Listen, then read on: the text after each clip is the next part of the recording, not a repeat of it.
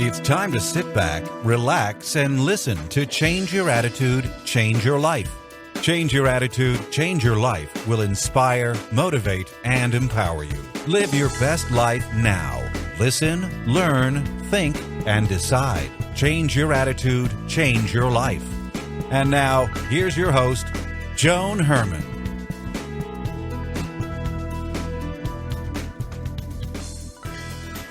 Welcome to Change Your Attitude, Change Your Life. You're listening to us in your neighborhood, from coast to coast, and around the world. Thanks for tuning in.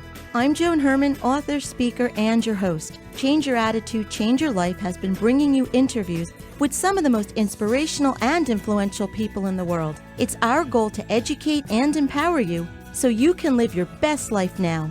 Thank you for taking time for yourself, and thank you for letting us be a part of your life. We have another great show for you today. Joining me is Joni Eareckson Tada, an author, radio host, public speaker, and disabilities advocate. She's the founder of Joni and Friends, an international disabilities center, and her autobiography was made into a feature film. Welcome, Joni. I am honored to have you with me today. You are such an inspiration to many. Thank you for being here. Well, Joan, I'm so happy to speak with you, and of course, special greeting to friends listening today. Joni, you were an active athletic teenager, and then in 1967, something happened to you that changed the course of your life forever. What was it that happened? Well, Joan, it was, you said it right, 1967, a long time ago. I was an athletic teenager, taking risks, loved to swim, loved to dive, and I went out to the Chesapeake Bay with my sister for a swim on a hot July day, hoisted myself up onto this raft that was anchored pretty far offshore, and I thought the water must have been deep, and I took a reckless dive. Immediately, my head hit the shallow bottom, and that snapped my head back, crushing my spinal cord and leaving me face down in the water, paralyzed, unable to move and right myself up so I could breathe. Well, my sister, Kathy, didn't even see me diving. She had her back turned to me. But at that instant, a crab bit her toe, and it so startled her, she whirled around in the water to scream to me to watch out for crabs. And when she turned around, she saw I wasn't on the raft. She saw my hair floating on the surface of the water, face down. That frightened her. She came swimming rapidly after me and pulled me up out of the water just as I began to drown. Joni, you said you severed your spinal cord. What was the extent of your injury? Well, I didn't really find that out until after some time in the hospital, when finally the doctors were courageous enough to tell me that I was going to be a quadriplegic for the rest of my life without use of my hands or use of my legs. And as you can imagine, Joan, boy, that news just plummeted me into depression. I was so depressed, facing prospects of sitting down for the rest of my life without use of my hands or my legs. And, boy, I would ask my girlfriends to come in to the hospital and bring their mother's sleeping pills, bring their father's razors, do anything, put me out of my misery. And, looking back now, I'm just so grateful, Joan, that there was no physician-assisted suicide bill or measure, or I'm so glad there was no Jack Kevorkian around back then to aid me in my death wish, because my problem was just clinical depression. It wasn't my quadriplegia. And, of course, I got over that depression in a short time, and now I'm just so grateful that I'm alive. What can I say? I'm just grateful I'm alive. What was the role that God played in this emotional recovery at that time? Good question. Well, these same girlfriends did not bring their razors or their sleeping pills. Instead, they brought their Bibles into the hospital, and they'd sit on the edge of my hospital bed, and they'd flip open their Bibles and read to me. Well, I didn't want to kick them out of my room, because here they'd come all that distance to visit me in the hospital, so I listened. And I remember one friend reading a short little verse in the New Testament. It says, "In everything give thanks, for this is the will of God in Christ Jesus concerning you." And I remember telling my friend, look, I'm not going to do that. I don't feel thankful. I mean, I don't want to be a hypocrite. And yet my friend said, no, wait a minute, Johnny, look at that verse again. It doesn't say in everything you got to feel thankful. It says in everything give thanks. There's a huge difference between feeling thankful and giving thanks. So she told me that trusting God has nothing to do with trustful feelings. She said, push aside the Kleenex, Johnny, sniff it up, take a step of faith, believe God is His Word, hang on for dear life, and start giving thanks for small things. And so, Joan, I did just that. I started giving thanks that I could at least sit up in a wheelchair, that my hospital bed was near the window so I could see the trees. I gave thanks that I could at least go to physical therapy, that I was learning how to feed myself, and occupational therapy. And about a month later, a miracle occurred. I began to feel thankful. It was as though God rewarded me for taking that step of faith, and He gave me the emotion of thankfulness. And that for me was huge.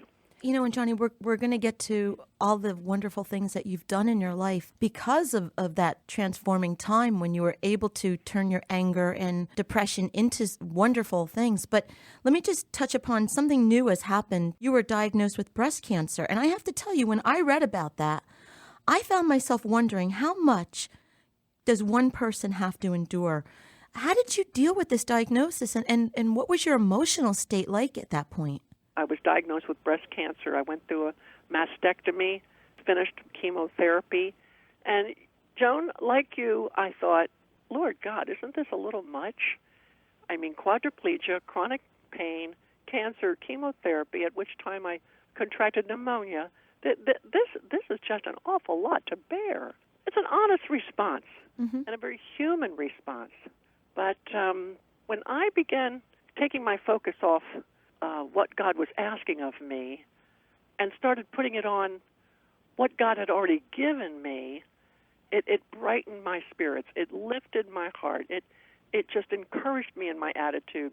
And so when I started concentrating on what God had given me rather than what God was expecting of me or asking of me, it helped me a great deal to be able to say, okay, one more challenge, Lord, but together we're going to go into this thing, and if you lead me to it, I know you're going to bring me through it. And I think what you're saying, there's such incredible words of wisdom, because people today are going through so many different crises in their lives, whether it be from financial insecurity, loss of job, children that are perhaps going down the wrong path. But like you said, if we focus on what we have and stop paying so much attention to what we don't have, it completely transforms everything. Absolutely. Bingo. You hit the nail on the head.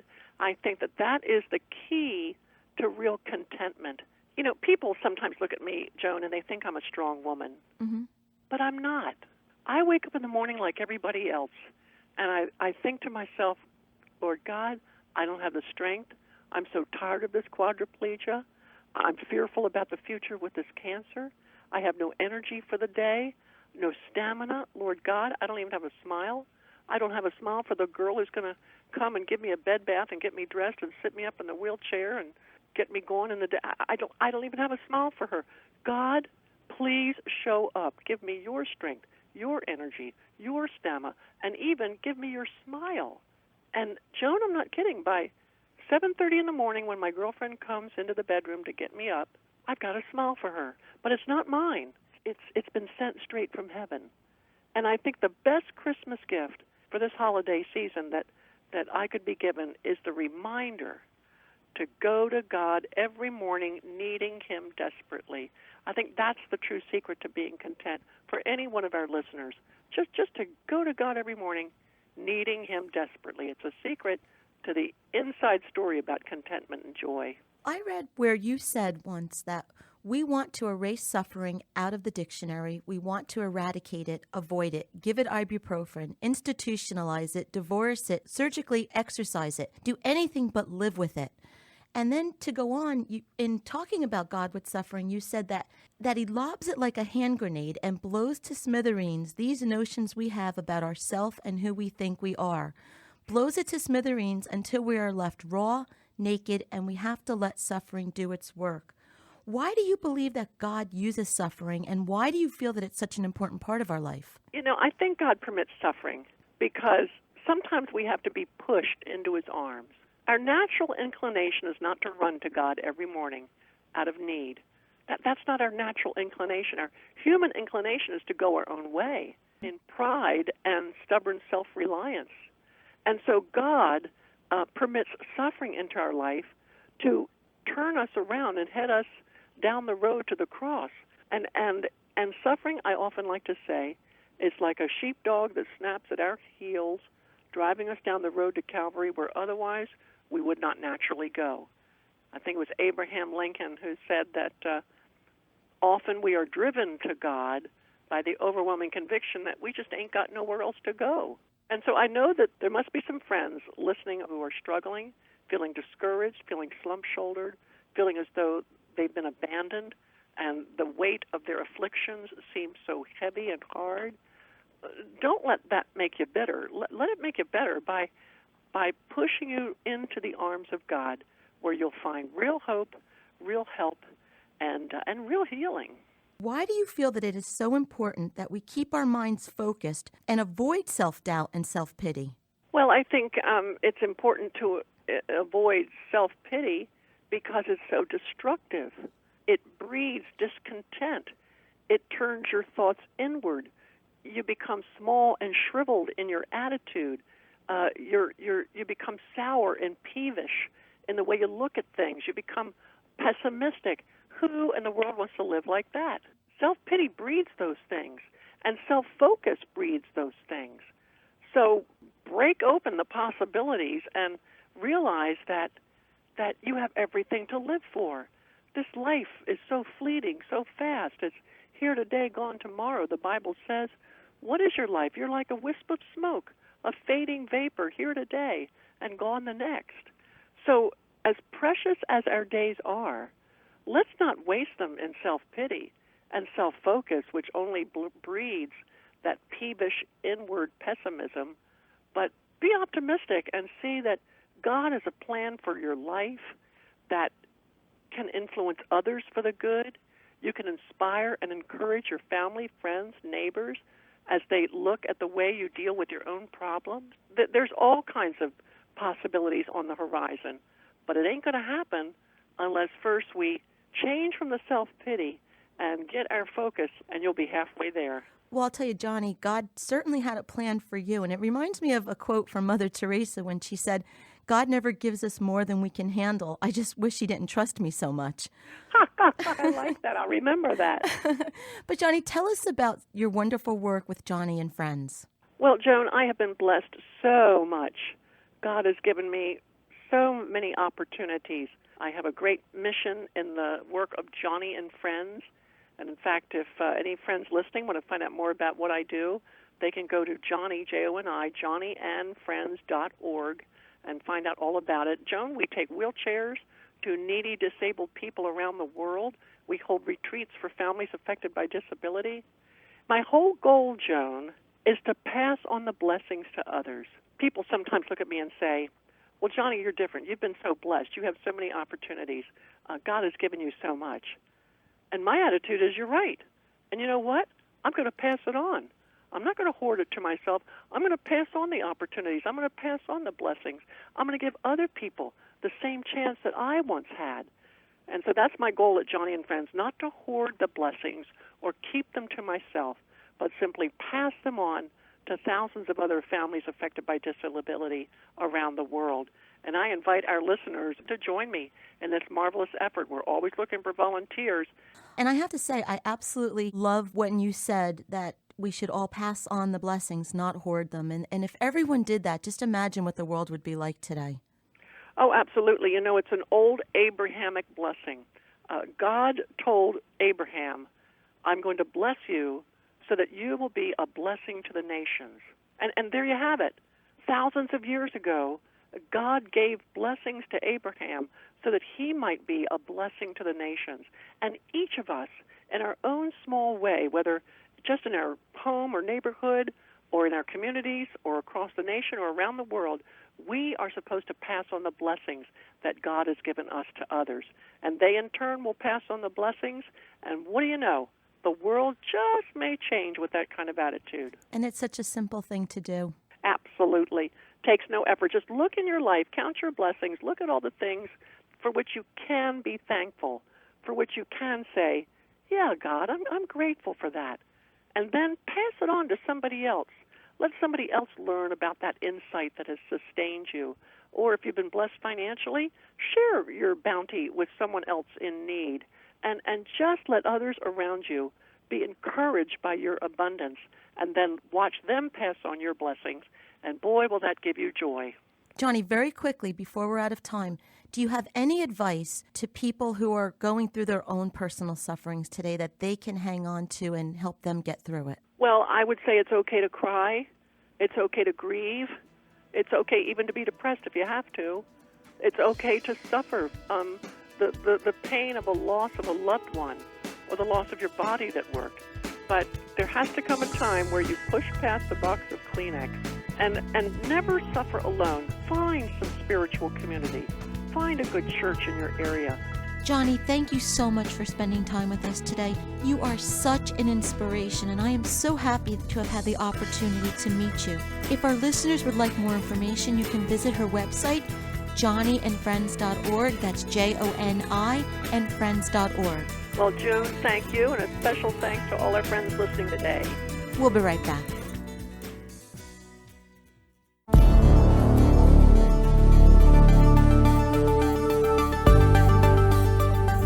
It's time for this week's Medical Minutes. Our guest today, Dr. Maro, is the author of 12 books, including Second Spring and the bestseller Secrets of Longevity. He practices acupuncture, nutrition, and Chinese medicine, and is board certified in anti-aging medicine. A popular speaker, Dr. Maro has lectured in the United States and around the world, and has appeared on Dr. Oz, The Doctors, and Extra, as well as in the New York Times and Los Angeles Times. Dr. Maro, you believe that our body is designed to live to be 100 years old, and that human behavior is the greatest obstacle to us achieving this longevity. What behaviors are you referring to? You mean everything? All the things that we know we shouldn't be doing? Exactly. From eating junk food to not exercising and sitting on our behinds and watching TV all day. No, in all seriousness, I think that there's so much great information knowledge out there in the public that it really behooves us to take a look at them and just implement some of these little steps. My research shows that it doesn't take a lot to add years to your life. I mean, really doesn't. For example, stop smoking. Stop smoking can add 7 years to your life. I mean, just that alone. And picking up a little exercise can increase your lifespan from anywhere from 2 to 4 years. Just taking a walk every other day. You talk about 5 important factors for preserving well-being. You list them as diet and nutrition, herbs and supplements, environment, exercise, and spirit. So first of all, our diet. What is it that we are doing wrong in our diet, and what simple changes can we make that would add years to our lives? Well, as far as diet goes, I mean, what you eat really, I lead into the diet as the most basic, because you are what you eat. And so much of what our habits today are really as a result of our lifestyle. We're in a rush. People don't have time to, sit down and have a proper meal. So I would say the first thing people ought to do is to eat breakfast. If you are one of those people that drink coffee and a donut on your way to work, you can make a change of that by just getting up 5-10 minutes earlier, sitting down and just even a bowl of oatmeal. And I always suggest for people to have some protein for breakfast, because imagine you've just broken a fast. You haven't eaten for a good 8 hours. And so your day is counting on breakfast to fuel. And so if you don't eat breakfast, then you're pretty much going on empty. And the other thing that I would suggest to really focus on wholesome, sort of natural as much as possible. Whenever you can, fresh produce, fresh food is still your best bet. You talk about environment, and this is something that sometimes we don't really have any control over. So we live in, especially here, if you live in a city, you have pollution, you have those factors. But what is it that we can control within our environment to help with longevity? Oh, that's an excellent question. And I know you guys are kind of devastated with hurricanes and flooding and all of that. These are the kind of environmental factors that are beyond our control. And flooding creates dampness, which creates mold. That is a very serious threat to one's health and longevity. And so, for sure, I think within your immediate environment, the environment you can control, which is the indoor environment, you want to make sure that the air is good quality. So if there's any leaks anywhere in your house, you got to take care of it and make sure there's no damp areas. But in general, the air, you can purify the air, right? So you can actually get an air purifier and one of those HEPA filters with UV ray that kills bacteria and so forth. So you clean the air. And as far as water, that's also in our environment. So air and water are so basic to our existence, and yet we pay so little attention to them. We drink water right out of the tap. Well, tap water's got a lot of stuff. I mean, we're talking about chlorine, chemicals, and other things that come through the tap water. So it's very important to filter your water. And so even shower water. So, for example, when you're taking a shower and you're wondering why your hair is drying out and your skin is drying out, it's because there's so much chlorine in that water. It's just drying your body out. So getting a shower filter or a whole house filter, that would be an option as well. And of course, what you drink, you need to also make sure you filter that. And try not to buy furniture that outgasses. So we're talking about presswood boards that emit these formaldehyde and other kind of chemicals. So as much as you can, buy furniture that's made from wood, real wood. Surround yourself, at home or at work, as much as possible with these low emission. So like paint that you use for your house or work, I mean, they're called low VOC or non-VOC type of paint. And so these are the kind of things that are available. And so it behooves you to really take these simple steps to protect your body and your family from toxins in the environment. What is the importance of our spirit to longevity? Well, the spirituality portion is, in my opinion, probably one of the most critical. You'll see people that maybe their habits are not so good, or they've had poor environmental factors in upbringing and so forth, but they have an amazing spirit that is just triumphant above all else. I mean, that is the kind of spirit that helps people go on. People who have been in tragedies, people who have been in concentration camps, people who have survived. I'll give you an example. One guy who I just met recently, Louis Zamperini, who's subject of a book called Unbroken, he drifted on the Pacific after being shot down during World War II for 47 days. 47 days without food, without water. He survived. Now, that's not possible physiologically, but what helped him? Spirit. His spirit, his belief in a higher power, his belief in God, his belief. So this faith really helps people. The faith really helps people get through hard times and keep your spirit up, because that's what we need every single day. That's what life is about. Life is magnified, animated by the human spirit. And so that is a critical piece to longevity. So if you want to live long, you must have a strong faith, and you must believe in yourself and your ability to change your health. We'll be right back. How happy are you? Are you having problems with depression? It is a common problem. 1 in 10 adult Americans have a form of depression. I'm Dr. Lynn Corrigan, an anti-aging and regenerative medicine physician with the Active Center for Health and Wellness in Hackensack, New Jersey. Alternative therapies are frequently used for depression. This comes as no surprise because pharmaceutical antidepressant medications are not as effective as once believed for people with less severe forms of depression. So what else can you do? Exercise. Many studies have shown that exercise is as effective as psychotherapy or antidepressant medications. Nutrition is very important. Eliminate caffeine, simple sugars, and alcohol. Stay away from the Western-style diet, which is more processed and refined foods, and adopt a Mediterranean diet with a variety of vegetables. Several dietary supplements are helpful, such as the B vitamins, omega-3 fatty acids, and vitamin D. Vitamin D should be measured by a blood test. Consider estrogen replacement therapy. In some small studies, estrogen replacement reduced symptoms of depression in postmenopausal women, and stopping it was associated with the symptoms returning in women who had a history of depression. Finally, acupuncture has been used for centuries, and the World Health Organization acknowledges that acupuncture is effective for mild to moderate depression. For more information, call 201-487-4600 or visit us on the web at theactivecenter.com.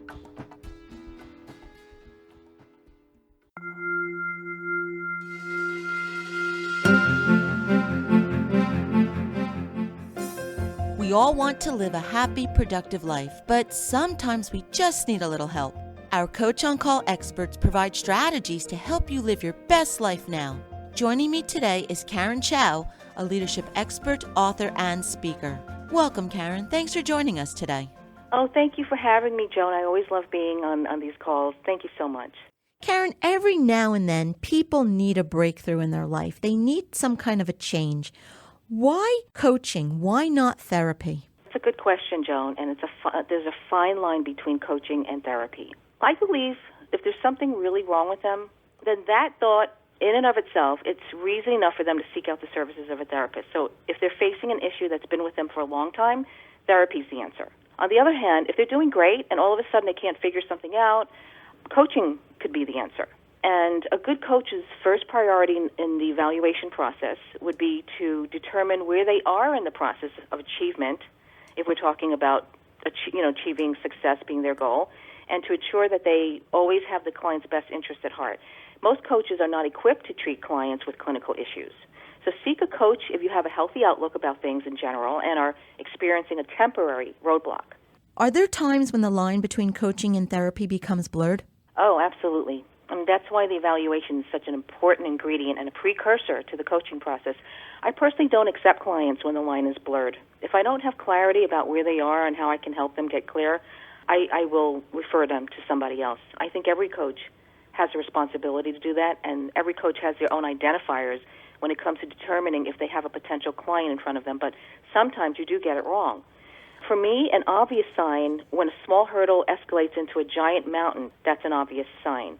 If a small hurdle turns into a large rock, then you have a blurriness problem. Karen, coaches adopt varying methods. Do you have a go-to method? I'm going to share with you something very brief. I actually had a friend of mine who was a plaintiff in a personal injury lawsuit, and she was a little nervous, understandably. Her attorney was, trying to help her with the questions, and he became frazzled because, as an example, he asked her, "Do you know what time it is?" And she said, "Yeah, it's 11 o'clock." And quickly he said, "Nope, just say yes."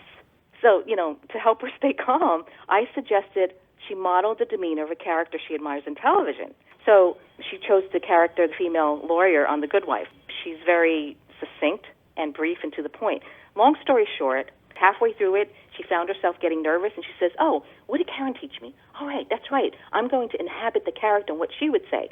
And she just kept everything short, and it worked for her, and now she's getting a settlement. So that's just a little technique that I use to take people out of their own head, to go somewhere else, to help them react or respond in a different way that they normally would have. If you'd like more information about Karen, you can visit her website, KarenChow.com. That's CaryNchow.com. Thank you for joining us today. We hope you found the show informative. At Change Your Attitude, Change Your Life, we believe that knowledge is power. Take what you've learned, apply it, and live your best life now. Remember that this information is for educational purposes only and should never replace the advice of a professional who knows your personal situation. If you'd like more information, you can visit our website, cyacyl.com. That stands for Change Your Attitude, Change Your Life. While on the site, listen to past shows on demand, read the digital magazine, take part in the book club, sign up for the mailing list, and be sure to follow the show on Facebook and Twitter. Until next time, this is Joan Herman. Thanks for tuning in.